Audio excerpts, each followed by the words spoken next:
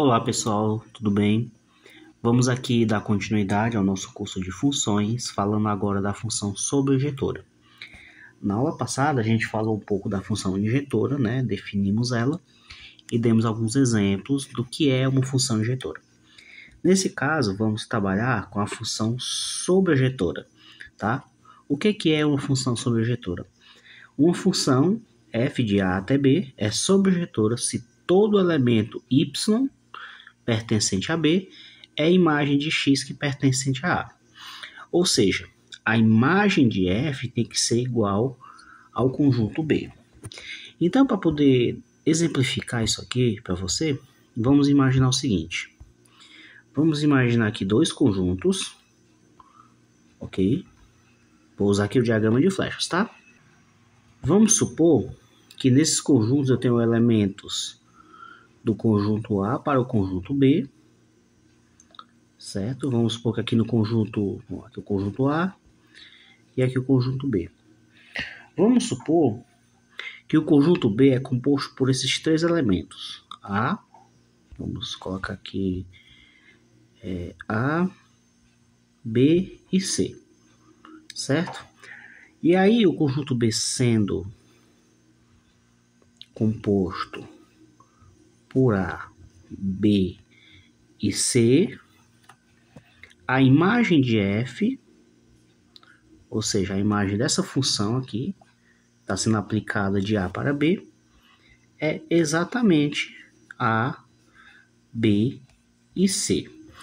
O que eu quero dizer com isso? Que todo o conjunto B, ele é também a imagem de F. Ou seja, no conjunto B não pode haver elemento sobrando, ok? Então, todo o conjunto B precisa estar fazendo parte da imagem da função. Isso caracteriza uma função sobrejetora, tá bom? Então, vamos ver aqui alguns exemplos numéricos para você entender como é que é isso, né? Vamos ver esse primeiro exemplo, né? Função aqui, a função x mais 3, né? Função de R em R. Qual que é?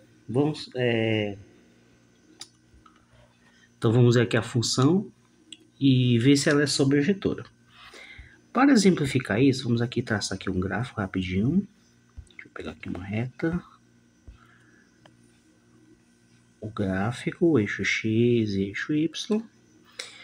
Essa função é uma função bem conhecida, né? Uma função afim, onde x mais 3, né? Ou no caso, o coeficiente linear é 3, seria algo mais ou menos aqui, né? O 3. E o coeficiente, ou melhor, a raiz da função, menos 3, então, mais ou menos aqui. Ok?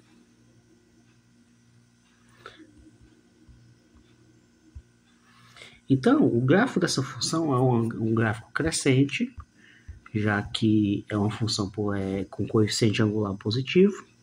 Então, o gráfico é mais ou menos assim, ok?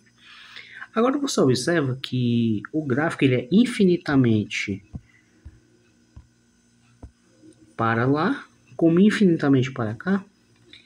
E o contradomínio, no caso, são todos os reais, conforme a gente vê aqui. Então, a imagem, você concorda que é todo o eixo Y, né? Porque aqui o gráfico ele vai subir e descer infinitamente, concorda? Então, cada elemento do domínio tem uma imagem em todo o contradomínio. Ou seja, no contradomínio não existe restrição, né? Todos os elementos do eixo Y, ele faz parte da imagem dessa função. Então, essa função x mais 3, ela é um exemplo de função sobrejetora, ok? Então, esse é um exemplo de função sobrejetora, onde todo o eixo y, o contradomínio, também é imagem da função, ok? Vamos ver aqui mais outro exemplo, que é a função x². A função x² ela é definida dos reais em reais, certo? E como que é a imagem da função x². Vamos fazer aqui os eixos, né? Eixo x e eixo y. E a imagem dessa função a gente já conhece, que é uma parábola com concavidade para cima, né? Função x². Então você observa o seguinte: o contradomínio, a gente sempre vai olhar para o contradomínio quando vai estudar a função sobrejetora. O contradomínio é todo o eixo y, porque são de R em R, né? Não tem nenhuma restrição, são todos os números reais. E você observa que a imagem, né, vou botar aqui com outra cor, você observa que a imagem está apenas no lado positivo, concorda? Porque no lado negativo aqui não existe função, né? Ou seja, essa parte de baixo aqui, no eixo y, que faz parte do contradomínio, ela não possui imagem. Então a função x² é um exemplo de uma função que não é sobrejetora. Por que não é sobrejetora? Porque o contradomínio está sobrando aqui. Ele não tem imagem, a imagem só está no lado positivo do eixo y, porque é uma função que está elevada ao quadrado, né?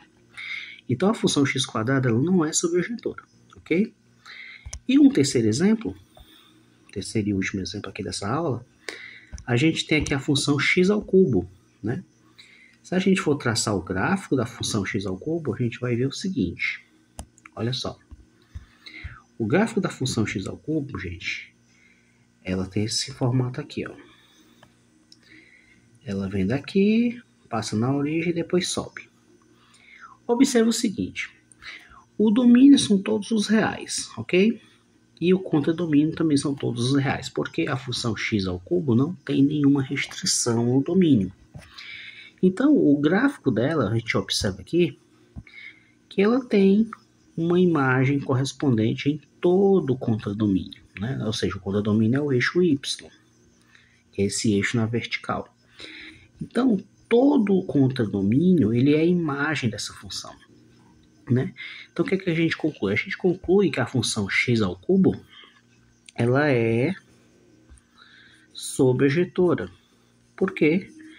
Porque todo o contradomínio possui imagem,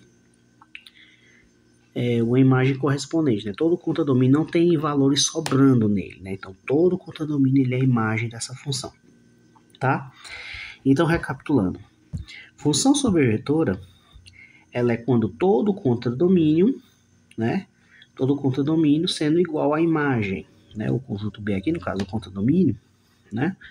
Ele é igual à imagem da função. E quando a gente tem uma função, a gente analisa, né, se todo o contradomínio possui imagem.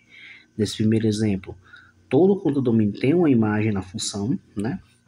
Nesse segundo não, porque tem um lado aqui abaixo que não tem imagem. E neste terceiro exemplo, todo o contradomínio tem imagem. Espero que tenham entendido o que é função sobrejetora, tá? É bem simples, assim como a função injetora a gente define de uma forma muito fácil, a função sobrejetora também não é diferente, tá bom? Então espero que tenham entendido e na próxima aula vamos falar da função bijetora, ok? Então um forte abraço e até a próxima.